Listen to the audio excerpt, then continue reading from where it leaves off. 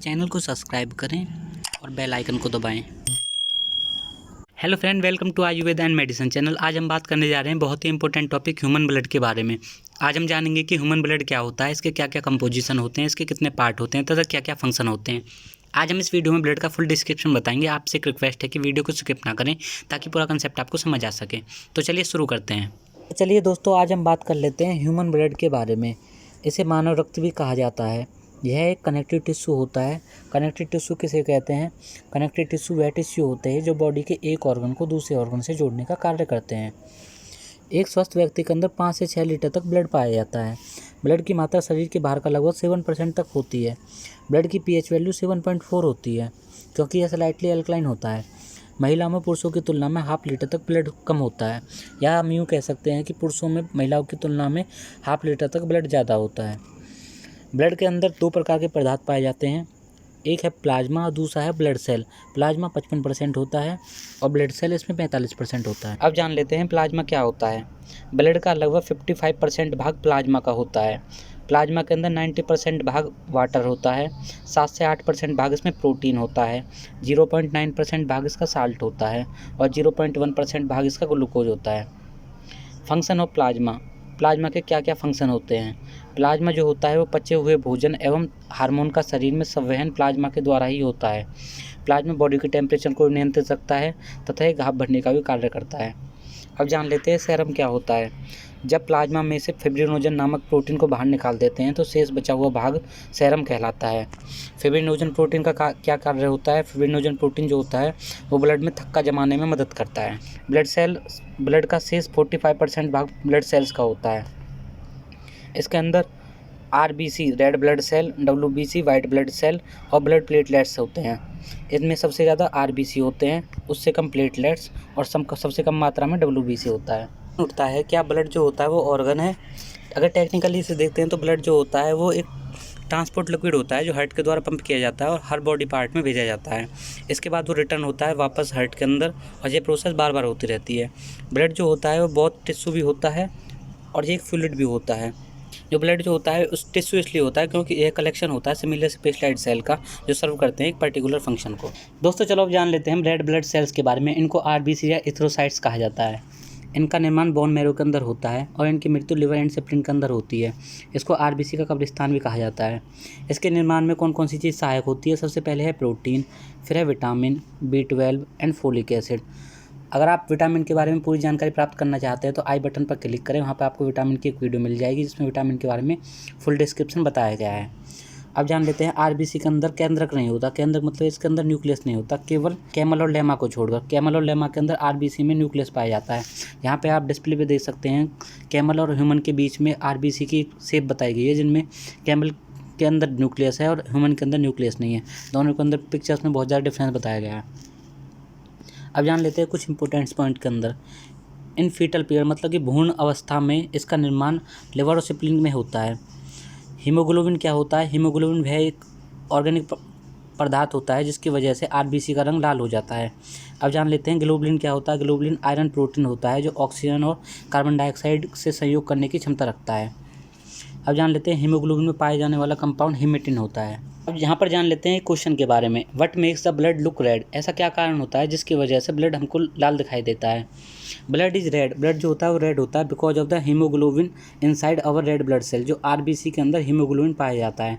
Haemoglobin is a protein. Haemoglobin एक तरह से प्रोटीन होता है जो एक कम्प्लेक्स बनाता है आयरन मॉलिक्यूल्स के साथ, और वे दोनों के दोनों ट्रांसपोर्ट करते हैं ऑक्सीजन मॉलिक्यूल्स को थ्रू आउट द बॉडी। पूरी बॉडी के अंदर ऑक्सीजन मॉलिक्यूल्स को ट्रांसपोर्ट करने का कार्य करता है।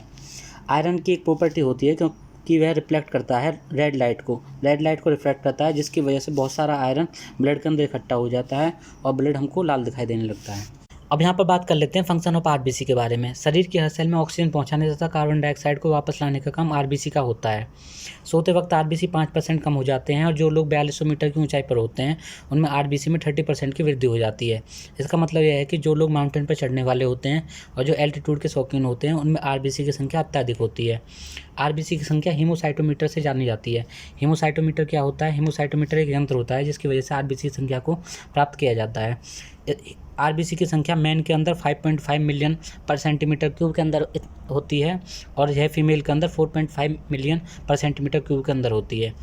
आरबीसी की कमी से होने वाले रोग, आरबीसी की कमी से सबसे पहले होने वाला रोग एनीमिया मतलब कि खून की कमी और जॉन्डिस, ये 2 रोग आरबीसी की कमी से होते हैं। अब जान लेते हैं वाइट ब्लड सेल के बारे में। वाइट ब्लड सेल WBC इनको बोलते हैं और ल्यूकोसाइट इनको बोला जाता है। ब्लड में इनकी संख्या सबसे कम होती है और ये आकार में सबसे बड़ी होती हैं। इनका निर्माण बोन मैरो के अंदर, लिम्फ नोड के अंदर, कभी कभी लिवर और स्प्लीन में भी हो जाता है। इनकी मृत्यु ब्लड में ही हो जाती है। इनकी लाइफ 2 से 4 दिन की होती है और आरबीसी की लाइफ स्पैन 120 दिन का होता है। आरबीसी और WBC के बीच में अनुपात 600 रेशो का एक अनुपात होता है, मतलब कि 600 आरबीसी के अंदर 1 WBC की संख्या होती है। WBC का मुख्य कार्य, इसका मुख्य कार्य शरीर को रोगों के संक्रमण से बचाना तथा इम्यून सिस्टम को बढ़ाना होता है। अगर आप जानना चाहते हैं ऐसे कौन कौन से फूड हैं जिनके प्रयोग से इम्यून सिस्टम या इम्यूनिटी को बढ़ाया जा सकता है, तो ऊपर आई बटन पर क्लिक करें, वहाँ पर आपको इम्यूनिटी की वीडियो मिल जाएगी, वहाँ से आप इम्यून सिस्टम के बारे में पूरी जानकारी हासिल कर सकते हैं। अब जानते हैं WBC को शरीर रक्षक या बॉडीगार्ड कहा जाता है। जो WBC सेल्स होती हैं उनको सोल्जर सेल्स भी कहते हैं। WBC की सहायता से घाव जल्दी भर जाते हैं। WBC में सबसे अधिक भाग 60 से 70% न्यूट्रोफिल्स कणों का बना होता है। न्यूट्रोफिल्स कण रोगाणुओं और जीवाणुओं का भक्षण करती है। व्हाइट ब्लड सेल WBC और ल्यूकोसाइट, इसके 2 पार्ट्स होते हैं, ए ग्रैनुलोसाइट और ग्रैनुलोसाइट। ए ग्रैनुलोसाइट 2 पार्ट्स में डिवाइडेड होता है, monocyte 3 to 8%, lymphocyte 22 to 35%। Lymphocyte 2 parts में डिवाइडेड होता है, टी लिम्फोसाइट और बी लिम्फोसाइट। ग्रैनुलोसाइट इसे 3 पार्ट्स में डिवाइडेड होता है। फर्स्ट वन है न्यूट्रोफिल्स 55 to 70%, यह WBC का सबसे ज़्यादा पार्ट होता है जो कि रोगाणुओं का भक्षण करता है। सेकंड पार्ट है इकाइनोफिल्स, इसके अंदर 2 से 7% तक होता है ये। और बेसोफिल 1/4 से लेकर 1% तक। WBC के कार्य में यह कैंसर सेल को रिमूव करता है और यह HIV के अटैक से बचाता है। WBC की कमी से होने वाले रोग, फर्स्ट वन है कैंसर, सेकंड वन है HIV और कैंसर WBC की कमी के कारण होता है। WBC की कमी से होने वाला एक और रोग होता है, उसका नाम है ल्यूकोपीनिया और ल्यूकेमिया, जो WBC की अधिकता से होता है। अब जानते हैं यहाँ पे 1 यूनिट ब्लड कितना होता है। एक एवरेज एडल्ट के अंदर 8 से 12 पिंट्स होते हैं ब्लड के और 1 यूनिट ऑफ ब्लड 525 ml के बराबर होता है, जो रफली लगभग 1 पिंट्स के बराबर होता है। अब जानते हैं ऐसे कौन कौन से पर्सन हैं जो ब्लड डोनेट कर सकते हैं। हर एक इंसान जिसकी गुड हेल्थ है और जिसका वेट 110 पाउंड के बराबर है और जो 17 साल की उम्र को पार कर गया है, ऐसा इंसान ब्लड डोनेट कर सकता है। लेकिन ऐसा इंसान ब्लड डोनेट नहीं कर सकता जो सेल्फ इंजेक्टेड ड्रग्स का इस्तेमाल करता हो, अपने आप को ड्रग्स की यूज करता हो, ऐसा इंसान ब्लड डोनेट नहीं कर सकता।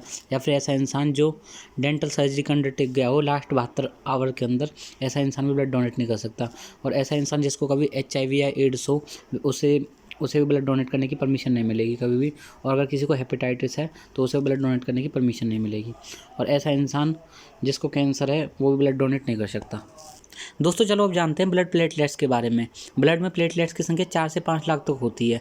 प्लेटलेट्स केवल मनुष्य एवं अन्य स्तनधारी मैमल्स के ब्लड में पाया जाता है। इसके सेल में केंद्रक नहीं होता, मतलब इसके सेल में न्यूक्लियस नहीं पाया जाता, ओनली DNA पाया जाता है इसके अंदर।